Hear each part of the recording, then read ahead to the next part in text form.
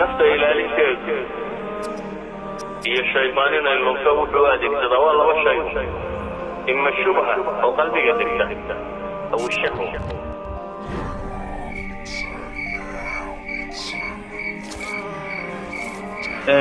موضوع كان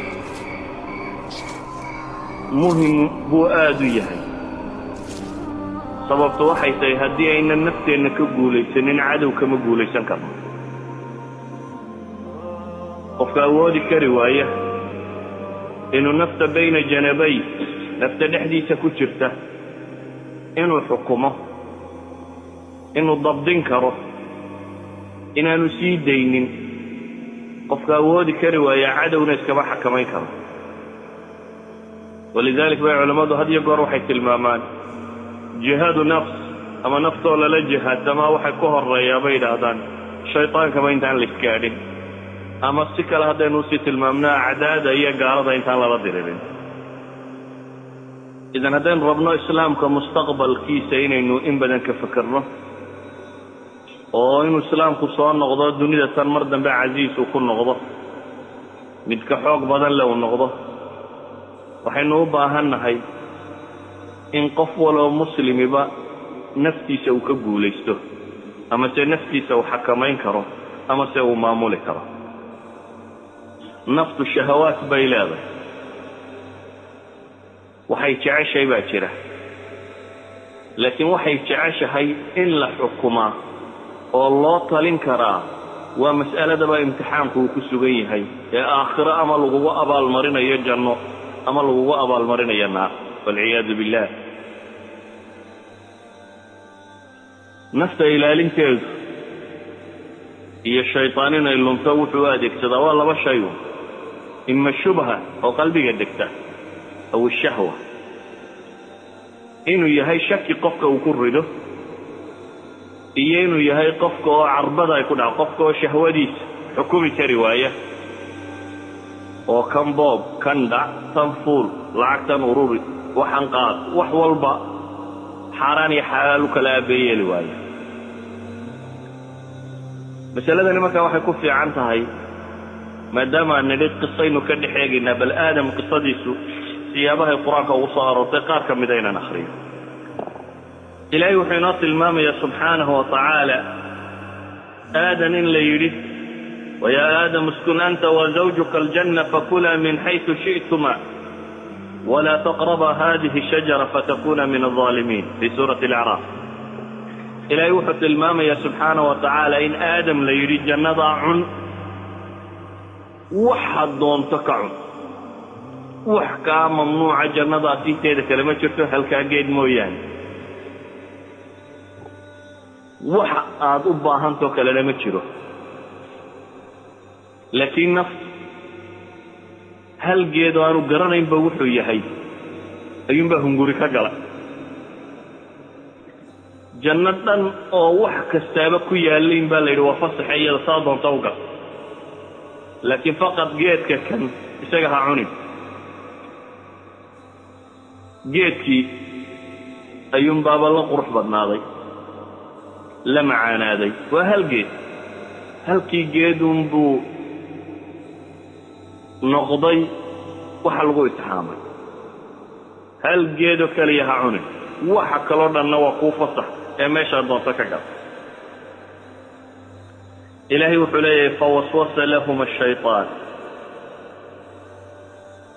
ama fawaswasa ilayhi shaytaan fi suurati alacraaf iyo taah say uu soo kala aroor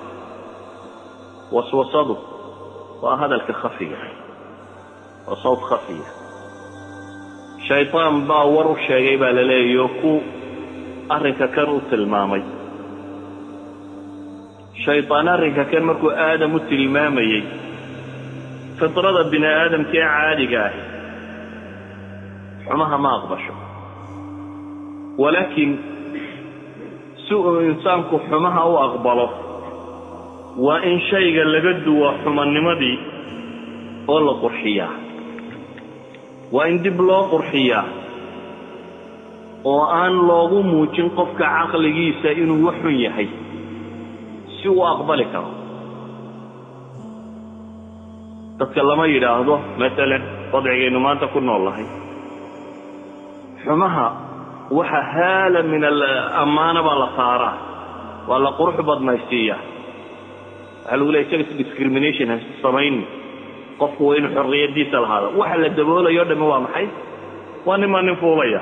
laakiin fitrada qof waliba waa ogyahay in haddii la yidhaha nimaa nin fuulayana wax xun tahay bashar aan garanayni ma jiro laakiin waa inaan sidiisa loo odhana si kale waa in loo yidhaahda bini aadamku angal kaloo wax ka aqbali karo ama angal kaloo wax laga tusin karo waa in looga sheegaa oo aan looga sheegin angalka markiiba nafta bini aadamku ay ka soo boodayso qadiyatu tasyiin iyo qurxin iyo khadaaca ibliis khabiir buu ku ahaa waayo markii horeba sida qur-aanku inoo tilmaamayo waa kale qaala rabbi bima aghwaytanii lauzayinanna lahum fi lard wuxuu ku dhaartay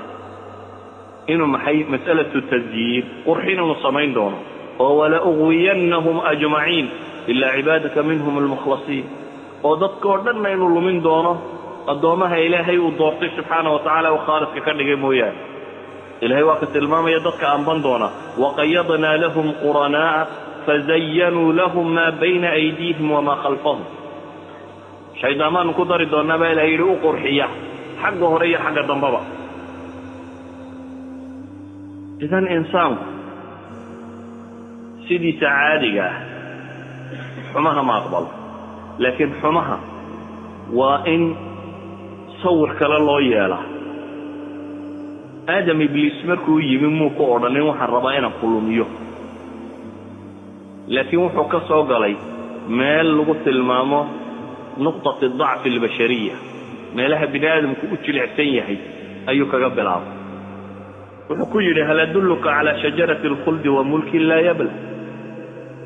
ma ku tusiya geedka waaritaanka haddaad cunto waad waaraysaa dhiman maysa